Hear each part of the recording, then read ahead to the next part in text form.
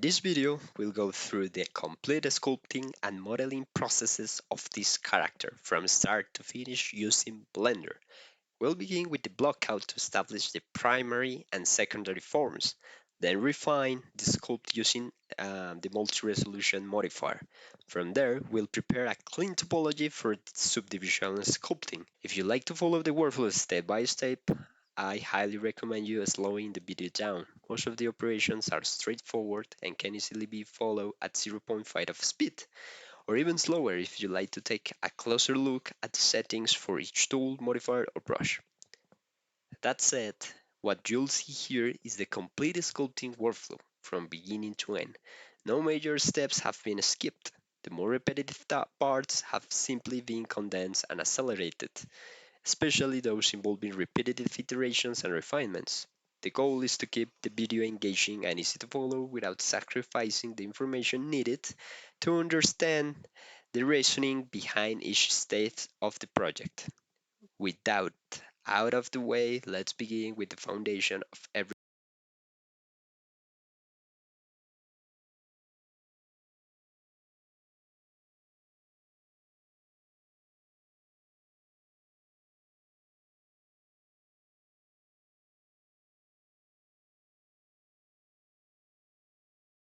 To speed up the process, I'll be using a head that I previously created as a base mesh.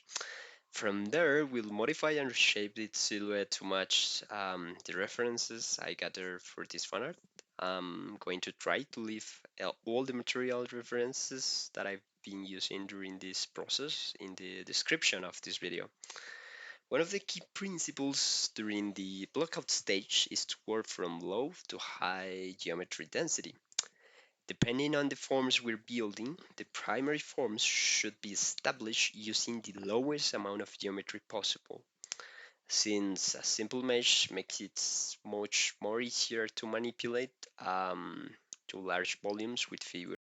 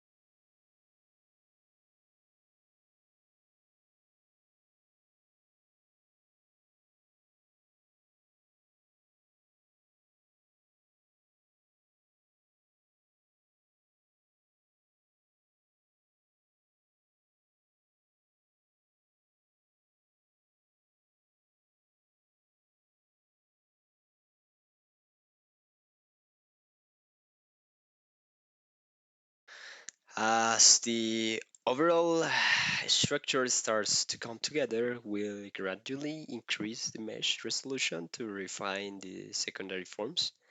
It's important not to rush this process. Adding geometry too early often leads to refining details on top of an incorrect foundation, which usually creates much more work later on.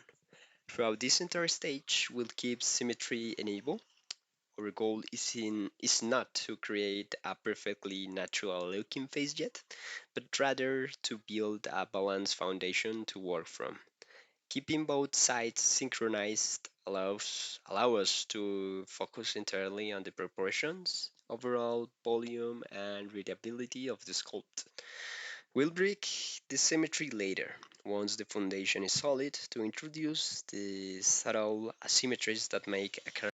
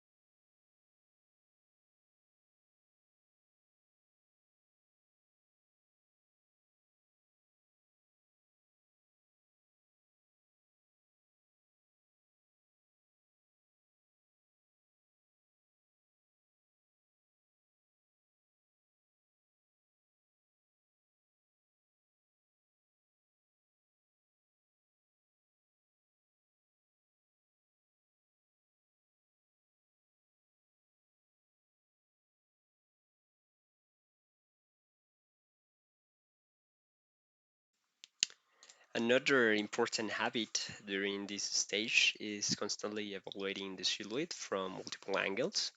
It's very common for a sculpt to look correct from the front while the profile or three-quarter views reveals proportion issues. That's why I continuously rotate the model and compare it against to the references, making sure that the overall volumes work well from every viewpoint.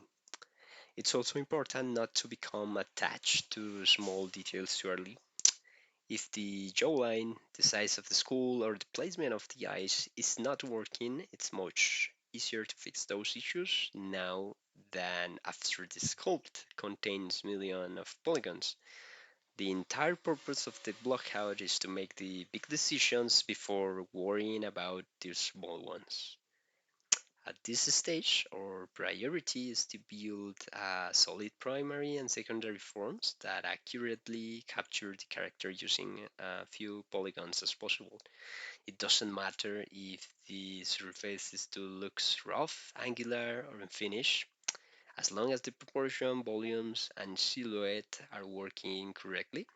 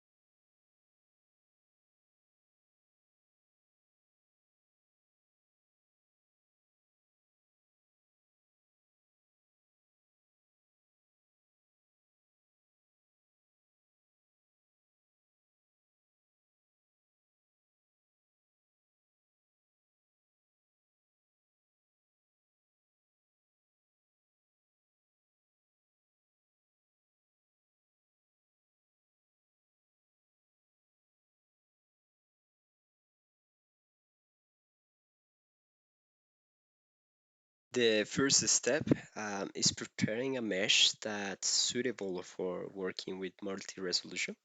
For that, we need a clean and relatively even topology. In this case, I'll be using the quadrimeasure add-on, which quickly generates a new topology by following the surface of our blockout. Essentially, it uses the same algorithm as you remeasure in ZBrush, producing highly predictable results that work extremely well for this kind of sculpting workflow. For this project, I'll generate a mesh roughly between 90 or 100 thousand polygons, keeping symmetry enabled so the new topology matches to the voxel blockout we created earlier. The goal is not to produce a perfectly animation ready topology, but rather a clean mesh that's comfortable to sculpt on using.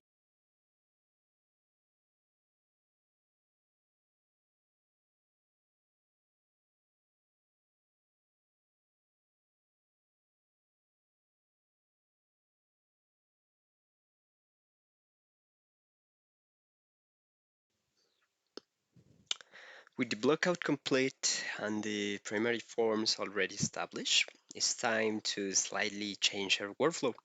From this point on, we'll focus on refining the secondary forms, introducing some tertiary details, and eventually breaking the symmetry to give the character a much more natural and believable appearance.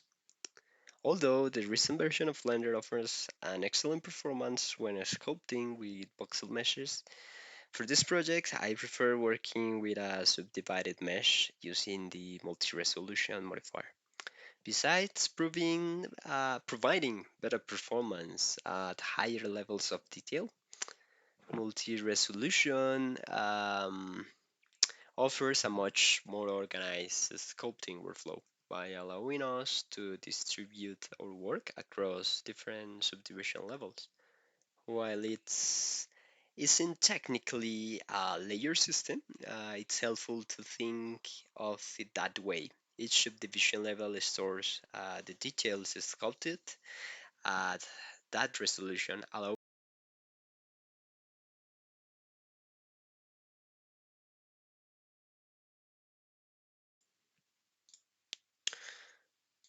Um, Once the new mesh has been generated, it's important to verify that it shares the exact same position, rotation, and scale as the original blockout. Even a slight mismatch in any of these transforms can cause projection issues later.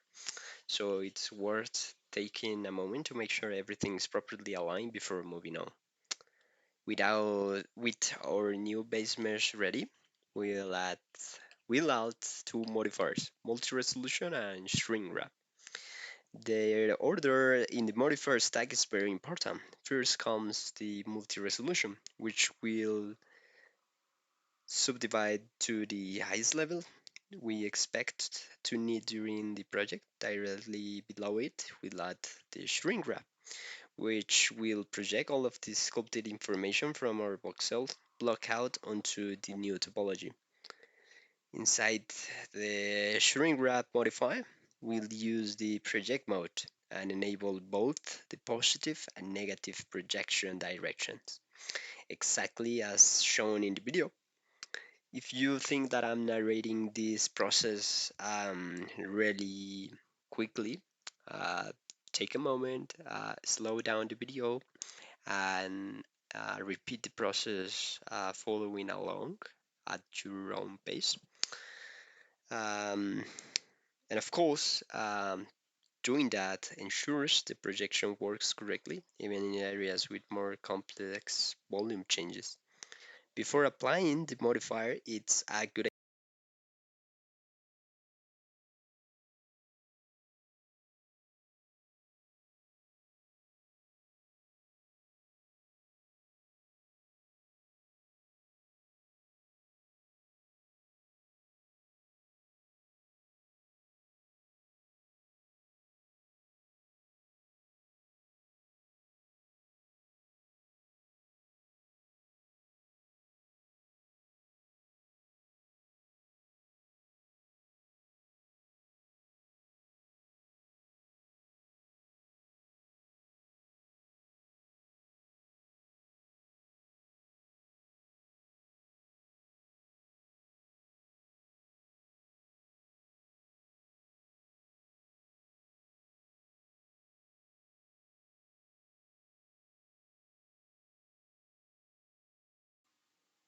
Throughout the time lapse, you'll also notice that I'm constantly experimenting with different forms, removing volumes and rebuilding certain areas. I'm not using any special erase tool. Instead, I'm using the Erase Multi-Erase Detail brush. This brush removes only the details stored at the current subdivision level, restoring that portion of the mesh that state it had before those details were sculpted. If you are coming from ZBrush, you can think of this as something similar that to the Morph Target brush, since both tools allow you to recover previous surface information. However, the multi-resolution workflow is even more straightforward because there is no need to create a restore point beforehand. The subdivision level itself serves as the reference, making experimentation and refinement much faster and completely non-destructive. From this point forward, the process becomes one of continuous iteration.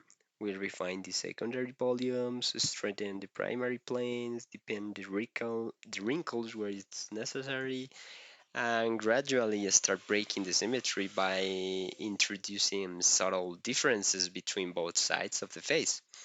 This small.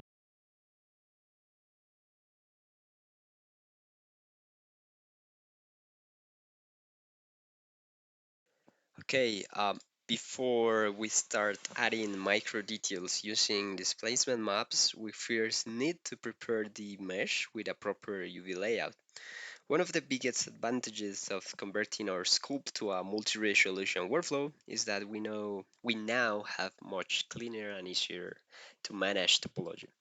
This not only makes UV unwrapping much simpler, but also enables other workflows, such as creating vertex groups with weight paint, which we later use to control where specific modifiers are applied. For this project, we'll be using tile-level height maps through the displaced modifiers to generate most of the fine skin details.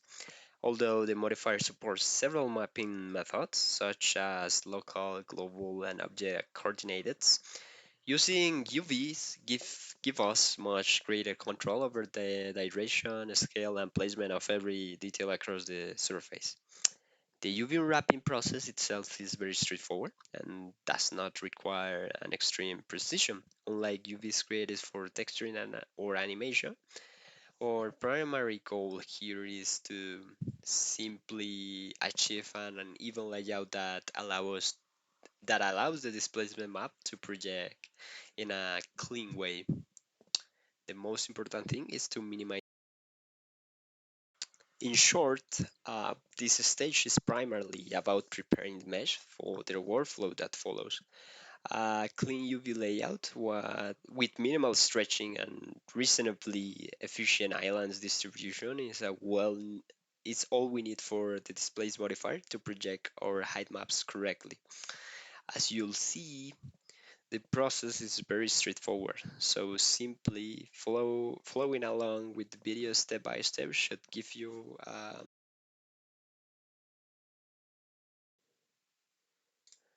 with the UVs complete, we've reached one of the stages that will have the greatest visual impact on the entire sculpt, adding tertiary details using displacement maps. Up to this point, we've focused on building on strong primary and secondary forms.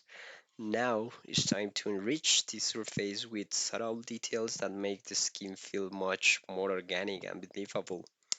Instead of sculpting every pore, wrinkle, and skin imperfection by hand, we'll take advantage of the combination of tileable heat maps, the displaced modifiers, and the vertex groups.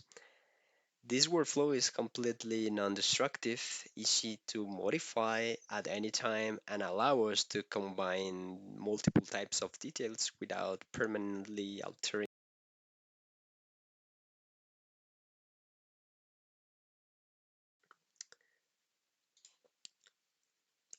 The concept is fairly simple.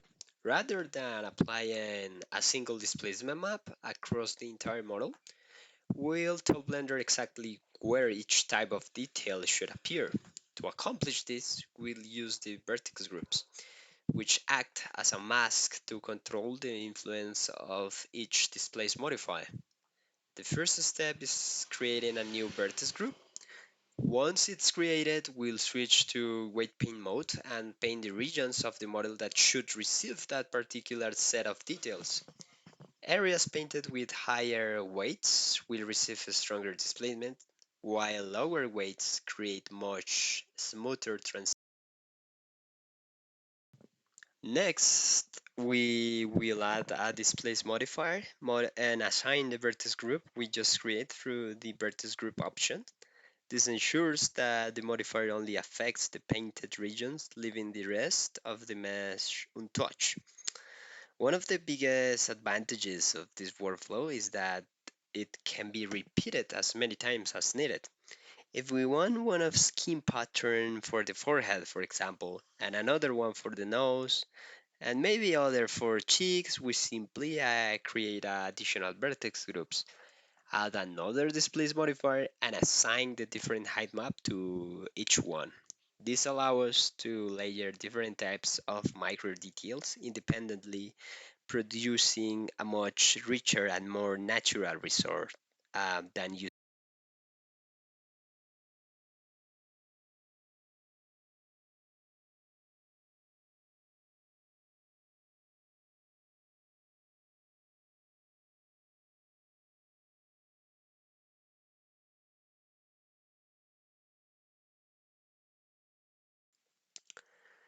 Overall, the workflow can be summarized in four simple steps. The first one is to create a vertex group and paint its influence using weight paint to define where the detail should appear.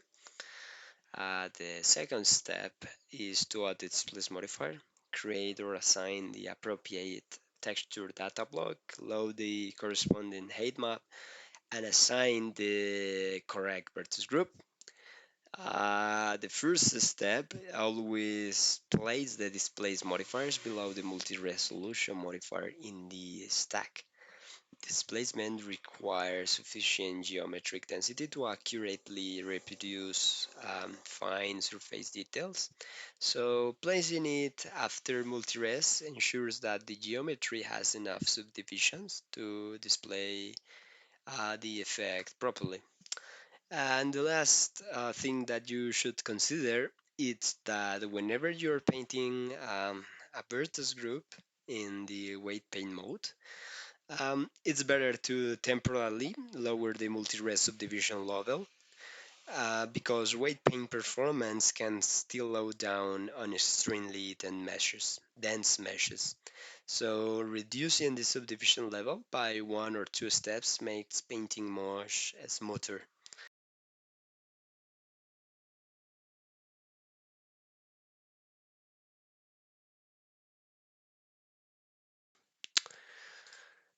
With the main scope nearly complete, it's time to start working on the accessories that complete the character. In this case, that means that we'll be modeling the different armor pieces using a completely traditional polygonal modeling workflow. There are not any particularly advanced or unusual techniques involved in this section. The process follows a fairly standard hard surface modeling workflow inside Blender, starting with simple geometry, extruding, beveling, adding super loops where it's necessary, etc., etc., etc. For that reason, I won't spend too much time explaining every individual tool I use, because the goal of this section is to showcase the complete modeling process rather than provide an in-depth hard surface modeling tutorial. So I'll simply let the time lapse play while I build each piece of the armor.